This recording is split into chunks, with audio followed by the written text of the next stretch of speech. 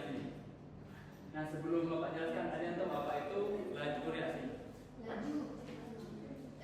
Kecepatan. Kecepatan.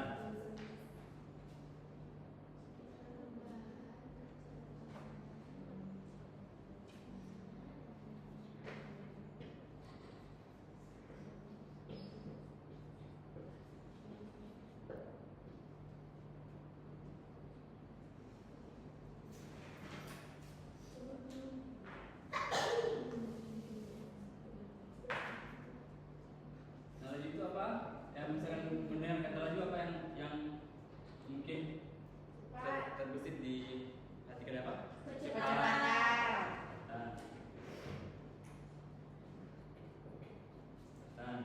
Itu kecepatan perpindahan.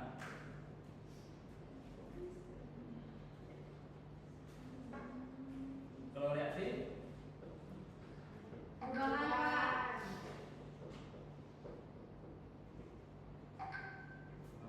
ada lagi Pembentukan.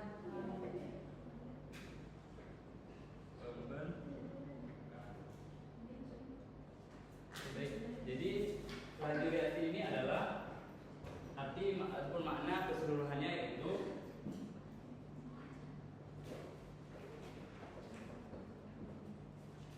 kecepatan perubahan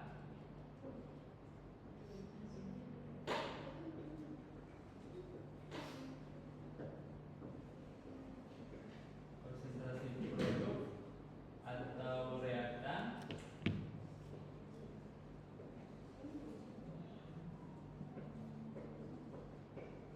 per satuan waktu. Nah, jadi laju reaksi itu adalah kecepatan perubahan konsentrasi produk atau reaktan per satuan waktu. Nah, maksudnya bagaimana? Maksudnya yaitu misalkan kita melakukan sebuah reaksi. Nah, sebelumnya kan kita persiapkan bahan dan alatnya terlebih dahulu. Nah, setelah kita reaksikan bahan tersebut, kan menghasilkan suatu produk ditandai dengan seperti pembentukan gelembung, ada juga pembentukan endapan, dan serta terdapat adanya gas. Nah, hasil daripada reaksi tersebut kita bisa menghitung berapa lama suatu reaksi tersebut berlangsung dari yang bahan mula-mula sampai menghasilkan gelembung dan juga endapan. Nah, laju reaksi itulah waktu yang dibutuhkan dari reaktan menjadi produk.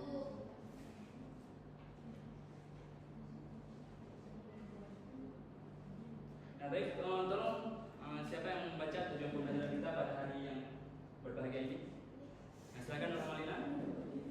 Peserta didik mampu menjelaskan laju reaksi melalui buku dan penjelasan guru. Peserta didik diharapkan mampu untuk menjelaskan konsep-faktor yang mempengaruhi reaksi. Ya, benar sekali ya. Tujuan pembelajaran kita pada hari ini belum. Nah, sebelumnya kan kita sudah belajar tentang teori apa? Teori itu tumbukan. Siapa yang masih ingat tentang teori ataupun konsep dari teori tumbukan? Siapa yang masih ingat? Lupa, Alisa lupa. Siapa yang ingat? Ramadan?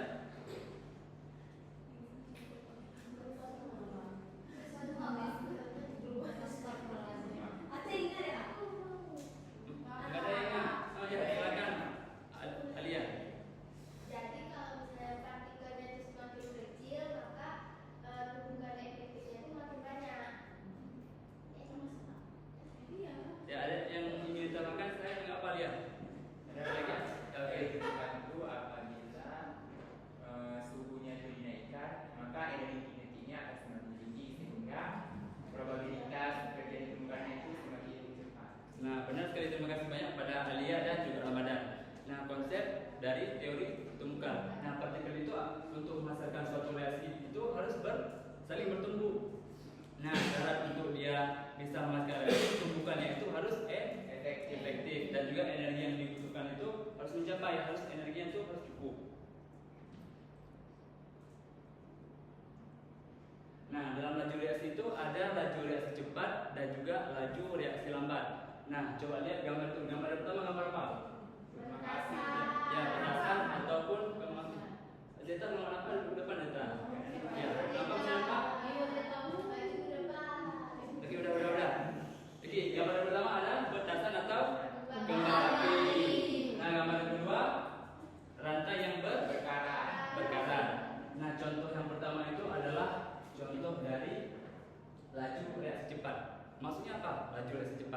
Nah, laju reaksi kan kita bilang tadi prosesnya itu berlangsungnya cepat. Seperti ini dia meledak dan juga menghasilkan cahaya dan juga ada terjadinya suhu, kenaikan suhu. Nah, proses inilah dia disebut cepat karena berlangsungnya itu dengan sangat cepat. Nah, misalkan petasan yang sudah kita bakar, boleh kita simpan lagi nggak? Enggak. Nah, kenapa boleh kita simpan?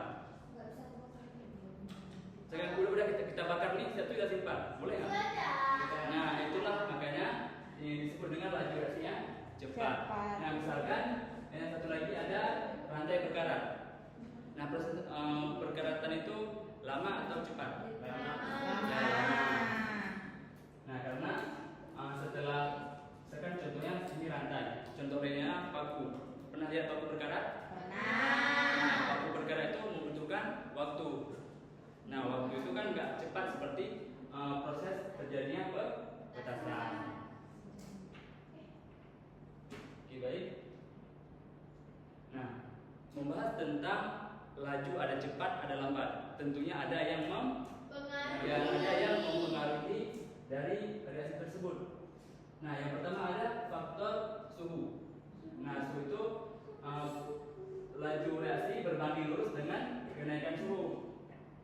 Yaitu semakin tinggi suhu, semakin cepat laju reaksi. Nah, berikutnya dengan meningkatnya suhu, maka energi kinetik itu akan semakin bertambah atau semakin cepat. Nah, sehingga kita kaitkan tadi dengan teori tumbukan. Semakin tinggi suhu, maka tumbukannya itu akan semakin cepat, semakin efektif. Seperti itu. Nah, coba diperhatikan gambar yang ada di depan. Nah, gambar ini merupakan apa? Ini adalah partikel yang ada dalam suatu larutan. Nah, larutan itu banyak partikel penyusunnya. Nah, ini yang contoh ini contoh yang suhunya tinggi. Nah, ini contoh suhu rendah. Nah, misalkan suhu tinggi kan dibilang tadi kecepatannya itu semakin cepat. Nah, makanya ini saling Tumbukannya lebih efektif. bertumbukan. Nah, semakin banyak tumbukan ini, maka kemungkinan untuk saling bertumbuh menghasilkan tumbukan efektif itu akan semakin besar, akan semakin banyak, sehingga membuat laju reaksi itu semakin cepat. Nah, ini contoh dari suhu yang rendah. Nah, suhu ini rendah, jadi kecepatan partikel-partikel ini untuk bergerak itu lambat. Ya, ini kan cuma satu yang bertumbuh. Nah, sedangkan ini ada sebanyak 3. Juga cepat ini untuk dia bergerak. Jadi kemungkinan ini dapat bertumbuh dengan ini, dan dengan yang lain seperti itu.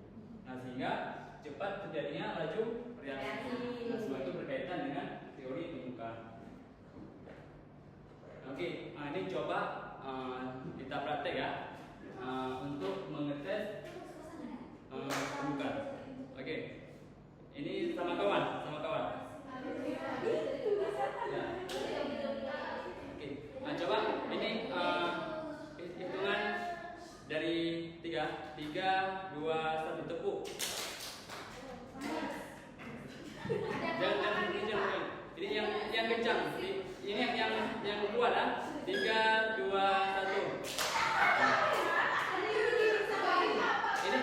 Ini yang banyak, ini banyak. Jangan cuma sekali banyak. 3, 2, 1.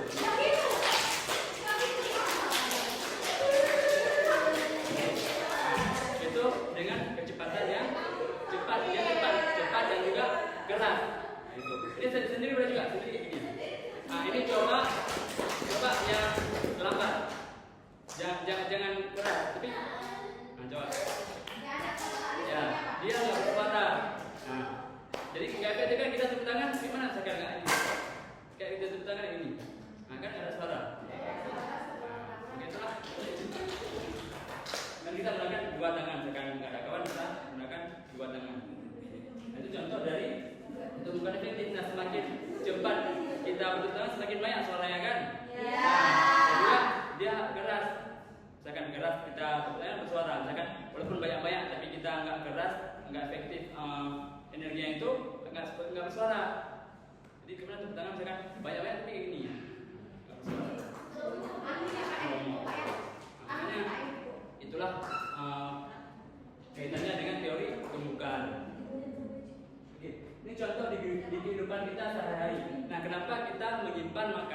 dan juga buah-buahan itu di dalam kulkas. Takut busuk Pak kalau Supaya dipakai, lebih Pak. awet. Ya supaya lebih awet, supaya nggak busuk. Ya, Atau taruhkan pakai sama yang luar Pak. ada betul juga.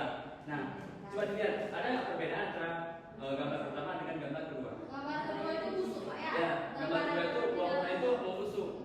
Nah, dia busuk. Nah, itulah faktor dari suhu. Makanya kita menyimpan makanan itu di dalam kulkas. Nah, supaya energi aktivitas dari bakteri itu enggak meningkat. Dia itu lemah. Misalkan dalam suhu rendah, dengan enzim dia enggak efektif. Misalkan dalam suhu yang rendah, misalkan suhu tinggi dia akan cepat membusuk. Makanya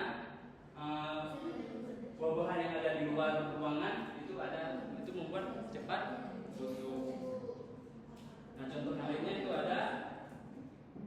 Nah, contoh ini ada gula. Gambar pertama itu di air yang suhu ruang, suhu seperti ini, seperti suhu sekarang, enggak dingin, enggak juga panas. Nah, yang kedua itu air yang panas. Coba lihat ini partikelnya. Nah, ini kan cepat, lajunya itu cepat. Makanya ini gula, ini gula. Nah, dia kan berpisah, banyak tumpukan-tumpukan yang terjadi. Misalkan yang satu ini kan dia bertumpuk di sini. Dan partikelnya itu cuma enggak bergerak sedikit, enggak cepat. Nah, yang bergerak cepat membuat partikel dari si gula ini semakin hancur. Makanya dia cepat larut. Ya, semua paham kan? Paham yang faktor yang pengaruh yang pertama? Suhu. Ya, suhu. Oke, yang kedua itu ada luas permukaan. Nah, maksud dari luas permukaan ini gimana? Luas permukaan itu kalian tahu nggak? Ya, bidang sentuh dari suatu bahan ataupun suatu benda. Nah, ini misalkan yang bidang sentuhnya yang mana? Itu cangkang. Ya cangkang yang bidang sentuh yang bisa kita Pegang. pegang. Nah, ini bidang sentuhnya banyak atau enggak? Banyak. Misalkan Bapak potong jadi 2. Semakin banyak atau semakin sedikit? Semakin banyak. Kita potong lagi. Jadi ya, dan juga semakin banyak sehingga untuk reaksi itu akan semakin cepat. Bisa kena di sini dan di seluruh bagian yang bisa kita sentuh sehingga membuat reaksi itu akan cepat. Nah, contohnya seperti es balok dan juga es krim. Pernah makan es krim kan? Pernah. Nah, es krim kan misalkan kita lama-lama kita bengong itu jadi cair kan? Ya, makanya kan kita dengan cepat nggak kita diamin gitu kan? Nah, dia akan cepat untuk mencair karena permukaannya itu dia lebih halus daripada es balok. Es balok kan dia besar. Misalkan kita diam lama lebih cepat es krim yang mencair daripada es balok. Nah, karena faktor dari luas permukaan tadi. Nah, yang berikutnya ada contoh dari satu ini yang kepingan, yang ini yang serbuk. Nah, yang kepingan itu dan kalau kalian lihat yang mana yang akan lebih cepat bereaksi? Yang serbu. Yang serbuk karena dia memiliki apa? Bidang Bidang sentuhnya sentuh banyak. luas permukaan itu yang semakin banyak. Nah, sehingga dia lebih cepat untuk bereaksi. Yang itu kan cuman yang bisa bereaksi itu di bagian sini, ini bidang sentuhnya. Nah, yang di dalam ini nggak bisa disentuh, jadi membutuhkan waktu yang lebih lama. Oke, nah sekarang kita bentuk menjadi 4 kelompok. Ini Bapak ada bawa alat penambahan untuk kita bisa eksperimen untuk membuktikan teori yang sudah kita pelajari itu benar atau salah. Oke, silakan bentuk menjadi 4 kelompok.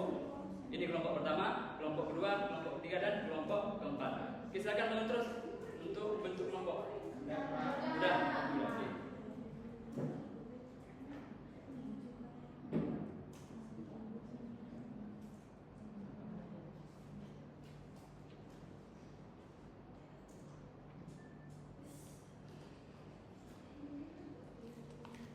Tiga. Dan ini kelompok keempat. Tolong maju ke depan, ini di belakang atau di depan? Oh, di belakang. Di depan ada orangnya.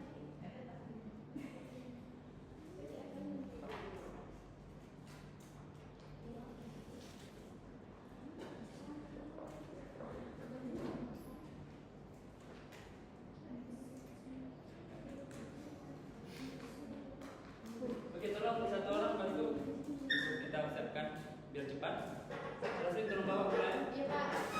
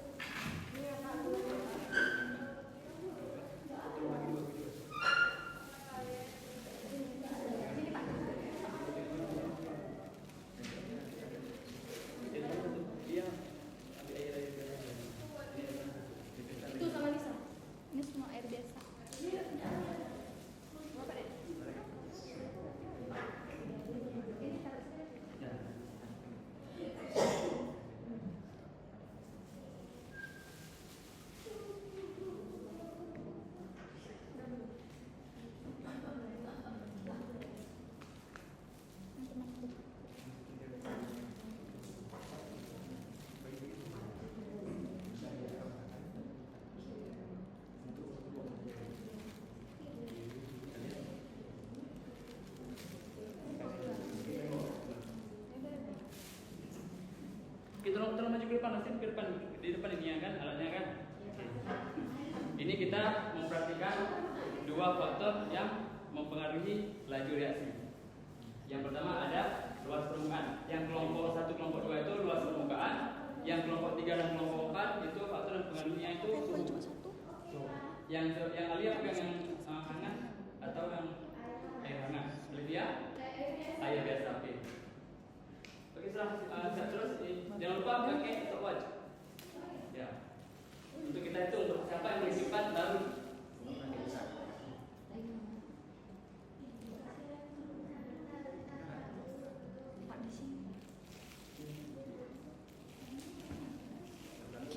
Waktunya sekalian ya Pak. Yang tuangnya sekalian ah. Oke, 1, 2, 3.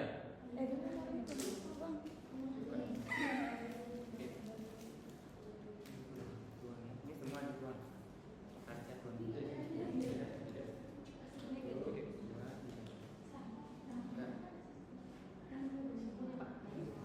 Semuanya Pak.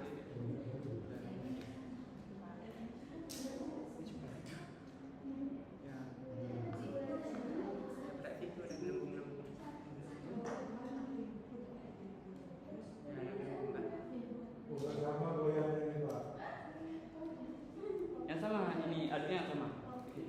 Siapa yang ini sekolah?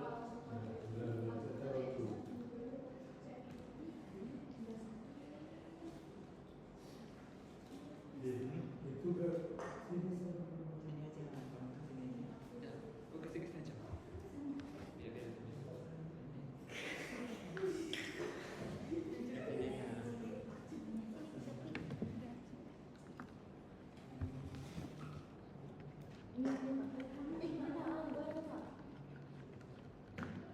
Dia angkat deh. Ya biasa. Mana sih stopwatch keren? Dia berapa menit? Berapa? Berapa detik Dede? 4 detik.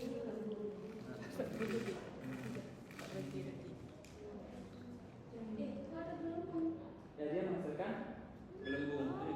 Menghasilkan Ini hasilnya kelihatan. Nah, kandungan dari si cangkang telur apa? Kalsium. Ya, kalsium apa? Kalsium kan? Karbonat. Rumusnya apa? CA. Nah, dia reaksi dengan asam asetat. Asam asetat rumusnya apa? CH3. Menghasilkan apa? Kita tulis saja. Ya, bisa aja Pak. Oke. Yang gelas yang pertama itu lautannya itu CH3, CO, OH. Apa rasanya? Aquos. Direaksikan dengan cangkang telur CH3, solid. Nah, hasilnya yaitu menghasilkan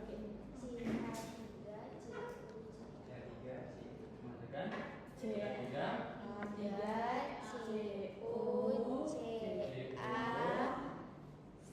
satu lagi gelembung apa yang menghasilkan? Gelembung CO2 Gas. dan juga H2O.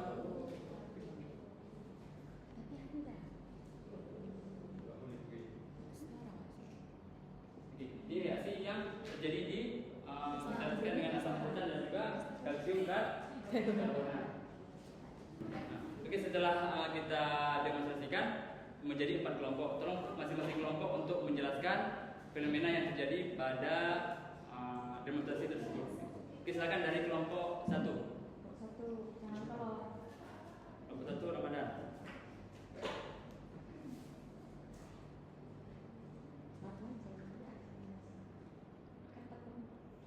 Sekalian aja sih. Oke, boleh.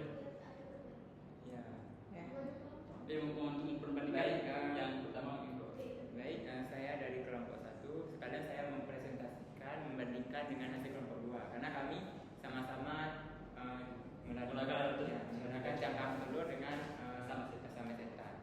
Baik, berdasarkan yang sudah kami praktikumkan tadi, ternyata cangkang telur yang berbentuk serbuk dia lebih cepat larut daripada cangkang telur yang bongkahan. Karena cangkang telur yang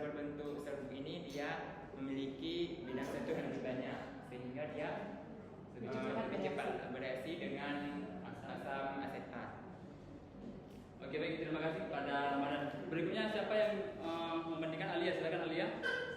Dan juga Alivia, silakan keluar.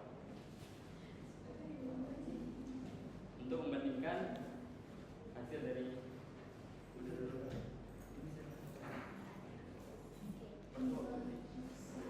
Jadi Alia di sini pakainya tuh air hangat.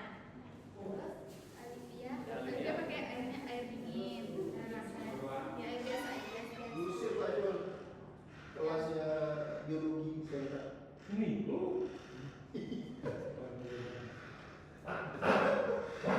Kalau kami begini kami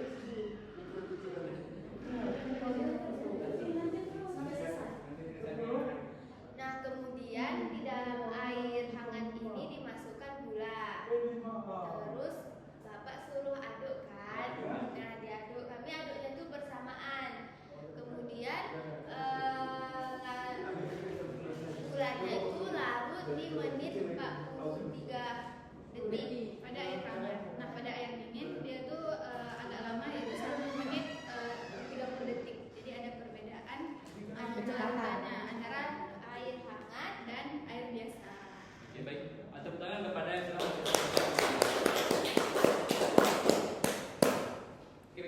setelah kita belajar bakteri, sesuai nggak dengan demonstrasi yang kita lakukan? Sesuai, Pak. Sesuai.